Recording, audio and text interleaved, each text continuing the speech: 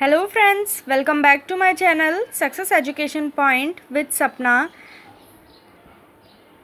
Friends, आज की जो ये वीडियो है वो बीएड के स्टूडेंट्स के लिए है, जिसमें हमारा आज टॉपिक रहेगा प्रश्न कौशल। प्रश्न कौशल के बारे में आज हम बात करेंगे। आपका जो टीचिंग सब्जेक्ट है पेडालॉजी, जिसके पास जो भी सब्जेक्ट है उस सब्जेक्ट के एग्ज़ाम में ये टॉपिक ज़रूर पूछा जाता है। कोई ना कोई एक कौशल ज़रूर पूछा ही जाता है। तो आज का हमारा जो कौशल का नाम है वो है प्रश्न कौशल। तो आइए शुरू करते हैं इस वीडियो को। वीडियो अगर आपको पसंद आए तो इसे लाइक करें, शेयर करें एंड मेरे चैनल को सब्सक्राइब करके बेल आइकन को ज़रूर प्रेस करें ताकि नेक्स्ट वीडियो की नोटिफिकेशन आप तक तुरंत पहुँच सके। आइए शुरू करते हैं। प्रश्न कौशल।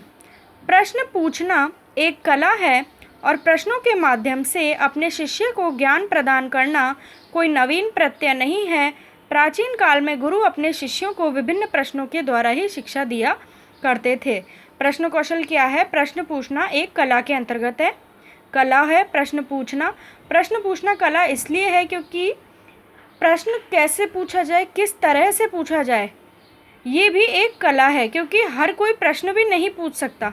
प्रश्न पूछने में भी एक कला की ज़रूरत है और प्रश्नों के माध्यम से अपने जो शिष्य हैं, गुरु शिष्य को ज्ञान प्रदान करना कोई नवीन प्रत्यय नहीं है। प्राचीन काल में जो गुरु होते थे वो अपने शिष्यों को बहुत से प्रश्न पूछ के ही उन्हें शिक्षा दिया करते थे। प्रसिद्ध दार्शनिक सुकरात ने एक ऐसी विधि विकसित की जिसमें वह शिष्यों से अनेक प्रश्न पूछता था और विद्यार्थी उसका उत्तर देते देते ज्ञान प्राप्त करते थे। प्रसिद्ध जो हमारे दार्शनिक सुकरात हुए, उन्होंने एक ऐसी विधि विकसित की थी। कौन सी विधि? जिसमें वह सुकरात जो है शिष्यों से अनेक प्रश्न पूछता था और विद्यार्थी उसका उत्तर देते देते ज्ञान प्राप्त करते थे। जैसे कोई भी टीचर हमसे कोई क्वेश्चन पूछता है तो उसका उत्तर हमें आता है तो बहुत अच्छी बात है, हम दे देते हैं, और अगर नहीं भी आता तो उसका जो आंसर है हमें टीचर बताते हैं। तो इस प्रकार हमें ज़्यादा ज्ञान की प्राप्ति होती है। आगे देखिए, आज भी प्रश्नोत्तर को सुकरात विधि कहते हैं। प्रश्नों के माध्यम से एक अध्यापक विद्यार्थी से कई महत्वपूर्ण सूचनाएं प्राप्त कर सकता है। प्रश्नोत्तर विधि को क्या कहा जाता है? सुकरात विधि कहा जाता है। ये भी पूछ लिया जाता है, प्रश्नोत्तर को कौन सी विधि के अंतर्गत रखा जाता है, कौन सी विधि कहा जाता है? सुकरात विधि।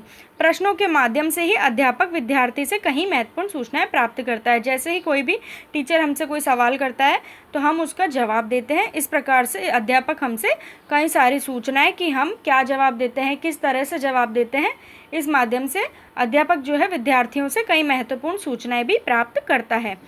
जैसे ज्ञान, कि विद्यार्थी का कितना ज्ञान है, कितना ज्ञान उसने प्राप्त किया है, कितने अनुभवों के माध्यम से।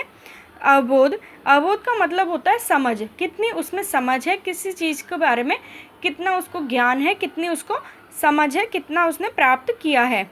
अगला पॉइंट है अभिवृत्ति, कि उस चीज़ के प्रति उसमें कितनी रुचि है, कितनी वो दिलचस्पी दिखा रहा है। चौथा है त्रुटियाँ, और उस काम के प्रति वो कितनी गलतियाँ कर रहा है। ये सब प्रश्नोत्तर के माध्यम से अध्यापक इन चीज़ों का सूचनाएं प्राप्त करते हैं कि क्या है।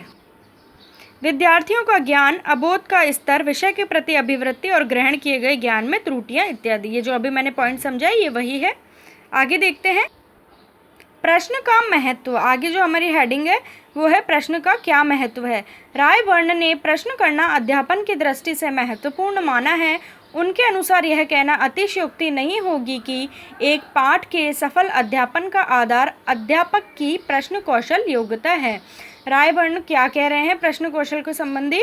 कि यह कहना अतिशयोक्ति नहीं होगी, कि इस बात में कोई भी शक नहीं है कि एक पाठ जो कि सफल अध्यापन का आधार अध्यापक की प्रश्न कौशल योग्यता है।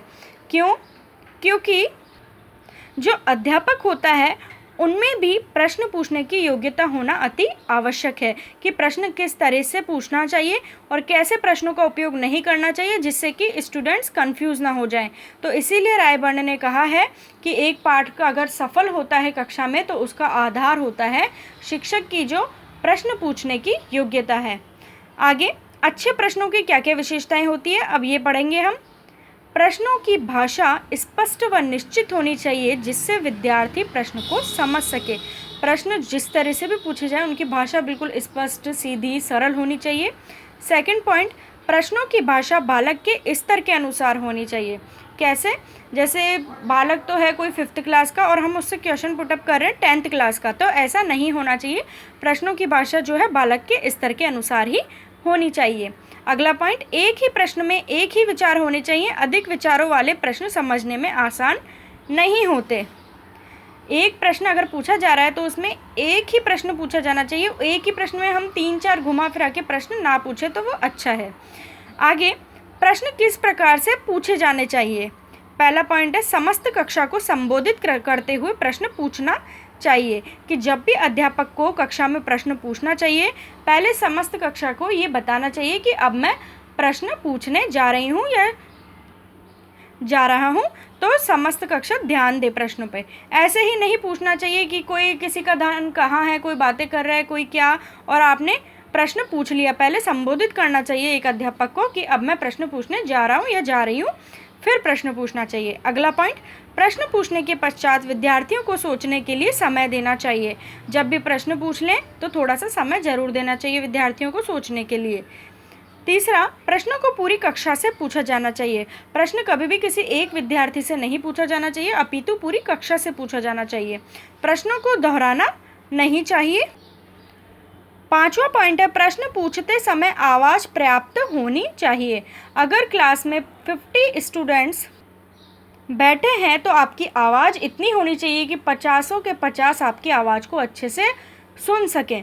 अगला पॉइंट, प्रश्नों का स्तर कक्षा के अनुसार होना चाहिए। ये मैंने पहले भी समझाया कि जिस क्लास का बच्चा है उससे उसी तरह से प्रश्न पूछा जाना चाहिए, उसके स्तर के अनुसार।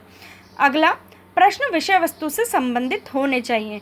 इसका कहने का मतलब ये है, अगर हम विज्ञान पढ़ रहे हैं तो विज्ञान से ही प्रश्न पूछे जाने चाहिए। हिंदी या संस्कृत ऐसे किसी से प्रश्न नहीं पूछे जाने चाहिए। जो विषय अध्यापक उस वक्त पढ़ा रहा है उसी विषय से उसे प्रश्न पूछने चाहिए।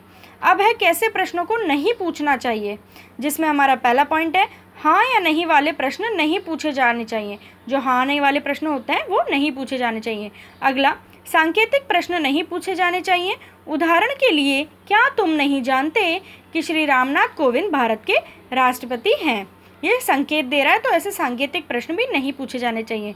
तीसरा, अधूरे प्रश्न भी अध्यापक को नहीं पूछने चाहिए। चौथा, जिन प्रश्नों में अनेक प्रश्न समाहित हो ऐसे प्रश्नों का उपयोग नहीं करना चाहिए। जैसे प्रथम विश्व युद्ध कब, कहाँ, किन कारणों से, किन किन देशों के बीच हुआ और कौन कौन विजयी हुआ। तो इस प्रश्न में आप स्वयं ही देखिए कि कितने सारे प्रश्न हो गए। पहले तो प्रथम विश्व युद्ध कब, कहाँ, किन कारणों से, किन किन देशों के बीच 4, और कौन कौन विजयी हुआ। तो एक ही प्रश्न में 5 प्रश्न पूछ लिए गए, तो एक ही प्रश्न में अनेक प्रश्न समाहित, तो ऐसे प्रश्नों का प्रयोग भी नहीं करना चाहिए। पांचवा, विषय वस्तु से अलग प्रश्नों का प्रयोग नहीं किया जाना चाहिए। मैंने पहले भी आपको बताया, जो विषय चल रहा है उसी से क्वेश्चन पूछा जाना चाहिए। तो फ्रेंड्स, ये थी हमारी आज की वीडियो। मिलती हूँ आपसे किसी नई वीडियो के साथ। Thank you for watching my video.